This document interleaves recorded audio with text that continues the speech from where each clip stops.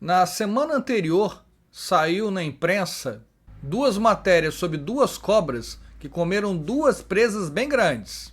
Uma sucuri que comeu uma capivara e uma piton que ingeriu uma mulher.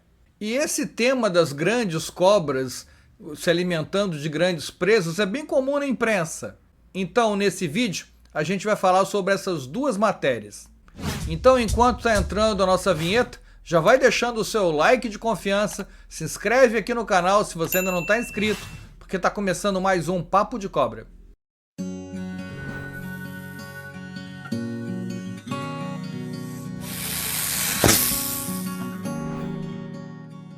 Bem, vamos começar pela reportagem da sucuri que comeu uma capivara.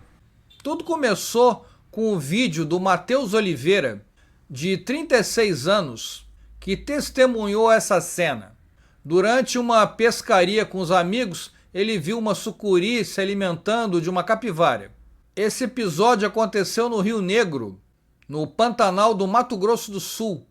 E o vídeo mostrando a cobra engolindo a capivara viralizou nas redes e nos grupos de WhatsApp. Bem, vamos lá então comentar sobre esse vídeo. Sucuris, ou anacondas, né, como os americanos chamam, são as maiores serpentes brasileiras, podendo atingir até 6 metros de comprimento e podem pesar cerca de 100 quilos. Sucuris não são serpentes peçonhentas e elas pertencem à família Boidae, que é a mesma família das jiboias.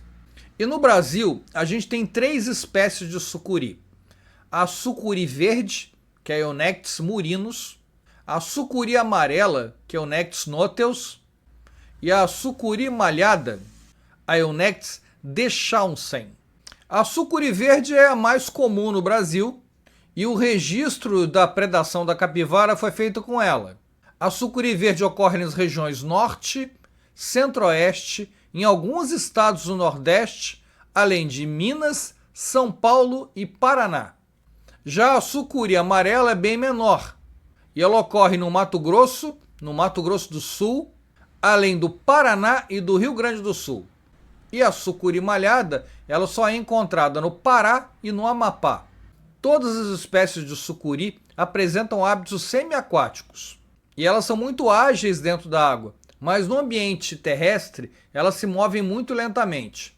Sucuris habitam principalmente à beira d'água de rios e igarapés, e elas podem ser encontradas nas bacias dos principais rios brasileiros, como a bacia do Rio Paraguai, a bacia do Baixo Paraná, incluindo aí o Pantanal e também o Tietê. E normalmente a curiosidade em relação aos sucuris está ligada à alimentação. Muita gente pensa que ela quebra os ossos da presa e por isso elas conseguem capturar alimentos grandes, mas não é isso que ocorre não, gente. As sucuris, como os outros boídeos, elas se alimentam por constricção.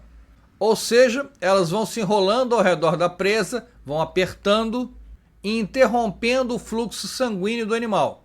E com isso o oxigênio não chega nos órgãos vitais e a presa vai acabar morrendo. E se ela se enrolar ao redor do peito do animal, ainda pode paralisar a respiração dele, então morre por falência respiratória. E para conseguir se alimentar de presas tão grandes como as capivaras, elas possuem diversas adaptações do seu corpo, inclusive na cabeça, no crânio, principalmente em relação à mandíbula. Eu tenho aqui um molde, vou botar aqui para vocês verem um modelo aqui de crânio de uma sucuri. Isso aqui obviamente não é um crânio verdadeiro, isso aqui é uma impressão 3D, né? Então repara aqui nas mandíbulas, repara que elas não têm essa união aqui, então elas conseguem abrir lateralmente a boca, então elas conseguem se alimentar de um animal bem maior do que ela, com a cabeça bem maior do que ela. Ou seja, todo esse modelo aqui faz com que ela consiga abrir a boca 180 graus e dilatar aqui as mandíbulas, que como vocês estão vendo elas não são ligadas. E além disso, como todas as outras cobras, ela não tem esse osso aqui do meio, né? Esse osso externo. Isso faz o quê? Que as costelas sejam móveis, as costelas consigam ser ampliadas, o que aumenta o espaço interno do corpo. E como elas têm a pele também bem elástica, conseguem se alimentar de um animal bem maior do que elas. E o processo de digestão de um animal muito grande, como uma capivara, pode levar de 3 a 4 semanas. E a sua pele e os órgãos envolvidos na digestão, como o esôfago e o estômago, eles podem se dilatar até 3 vezes mais do que o normal para poder acomodar a sua presa dentro do corpo. O tempo de digestão pode variar em relação ao tamanho da presa e em relação à temperatura ambiente também. Em épocas mais quentes, a digestão pode ser bem mais rápida. Para evitar a reação da presa, normalmente elas, ao se enrolarem, levam a presa para o fundo da água, o que acaba facilitando a captura, porque as sucuris são muito ágeis na água, como eu falei. Agora, se durante a digestão de um grande animal a sucuri for molestada ou for atacada por outro animal, ela pode vomitar a presa e então conseguir fugir. Sucuris podem se alimentar não só de capivaras, elas também podem se alimentar de porcos do mato, de cervos, de antas e até de jacarés. Mas elas não conseguem se alimentar de bois adultos ou de seres humanos. Não há nenhum registro disso, apesar das crendices que existem por aí.